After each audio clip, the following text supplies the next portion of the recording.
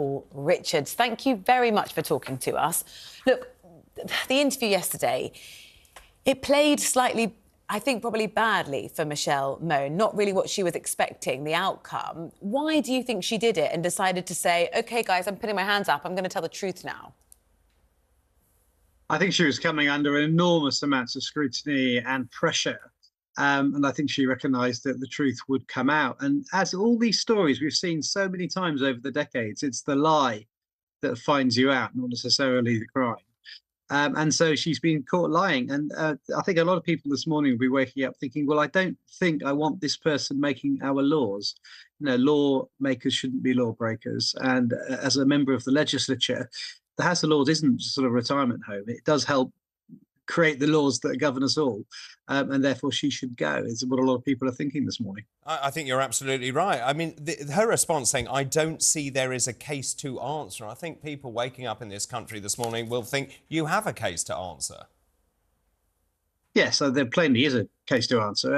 As you say, the amounts of money are eye-watering, and it certainly would seem that she has used influence and contacts and friendships in the political world to enormously advantage her own company and therefore her own family, to the tunes, as you say, of many hundreds of millions of pounds. I mean, it is almost beyond belief. And the fact that she's in our House of Lords, I mean, you know, let's say she were to resign from the House of Lords. I mean, that should just be the start. She should be in a dock and should be answering to a court. This is not just about PR and reputation, although that is part of it. It's more about the fact that it may well be that laws have been broken. The whole PPE scandal stinks, as your viewers will know. I mean, all these companies got money for gowns that couldn't be worn and masks that didn't work and all these things. A lot of it ended up in a landfill, and they may as well just set fire to £50 notes. But, I mean, this is a particularly egregious case of it because obviously she is in the House of Lords and put there by a government. And therefore, I think that those are the big questions now, as to why is she still in the House of Lords? And then, you know, will it go to criminal proceedings? And I suspect it will. Paul, can you see why this happened from your time sort of advising Tony Blair, Gordon Brown, that suddenly there's this unique, extraordinary situation, there is a real sort of mass global panic to secure this type of equipment? You know, would you have been at that time assured of what processes were at play to try and get your hands on a whole lot of PPE? I mean, just to make absolutely clear, I was an advisor at the Department of Health. I didn't directly advise prime ministers. I worked under prime ministers, just to make your viewers absolutely clear on that. I'm not trying to pretend something I'm not. But in terms of working in government, I mean, I was there in government when there were various pandemics being threatened, things like bird flu, for example, and I watched all the prep for that. There were robust processes in place to make procurements and to do all kinds of things if there were mass casualties. And I think the systems were tested and found wanting. That's what the inquiry will come out with, I'm sure. But there seems to have been, in this particular terrible pandemic, a kind of scramble and a panic almost at the heart of government. And all of the usual safeguards that I was describing earlier, you know, seem to have gone out the window. And I think that's the problem, where people were falling over themselves to get these contracts. You're absolutely right. They definitely went out of the window. We didn't have enough PPE. They panicked. There was a global shortage. They then turned to their mates and said, right, can you make us some PPE? Which is, in my view, totally unacceptable, leaving clinicians exposed and patients exposed at the same time. You worked in the Department of Health. Can I just ask you about the junior doctors' strike? Because this has gone on far too long. We've got record waiting lists. They are holding out for 35% pay uplift. Now, clearly the consultants we think are going to settle, although it's a complicated deal. The BMA hasn't actually recommended that they do settle. We've seen other deals being done with the nurses, for example. I'm just really interested to know if you think the junior doctors are right, and also what advice you would give, if you were to give any, to the Secretary of State to settle this. Well, under the government I served, which was the Labour government before 2010, you know, these kind of strikes were pretty rare, if at all. And there's not to say that the doctors and the nurses didn't fall out with the government, because they did. I remember my Secretary of State being booed off a stage in front of nurses. But we managed to set a pay formula in place that kept people pretty much on board throughout the whole of that period. And this government seems to have thrown it out the window, and they seem to be attacking NHS doctors and nurses for political gain.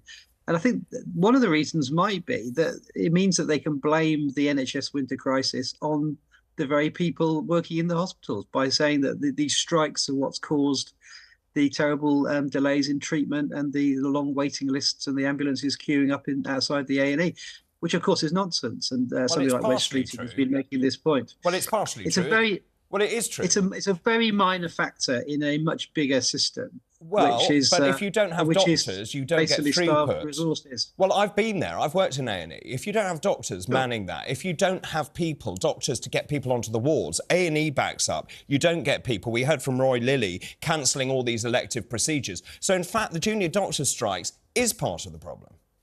It is part of the problem. I do concede that. That's a fair point. But my point is that the longer-term problems with the NHS are not caused by doctors asking for a reasonable amount of money. And of course, you say 35%, and that's a classic. Yeah, the doctors' unions are some of the strongest unions in the United Kingdom. So of course they're going to ask for a lot more than they'll end up settling for. But I would say to ministers that you need to settle this, because as you said, they've done it with other unions, and it is proof that you can do it. And dragging it on and then just blaming them, I think it doesn't really help anyone at all. So there is a scope there to settle this. It won't be 35%, will it? I mean, we all know that, but it will be something, hopefully, that doctors can live on reasonably for the incredibly hard job that they do on our behalf, especially at winter.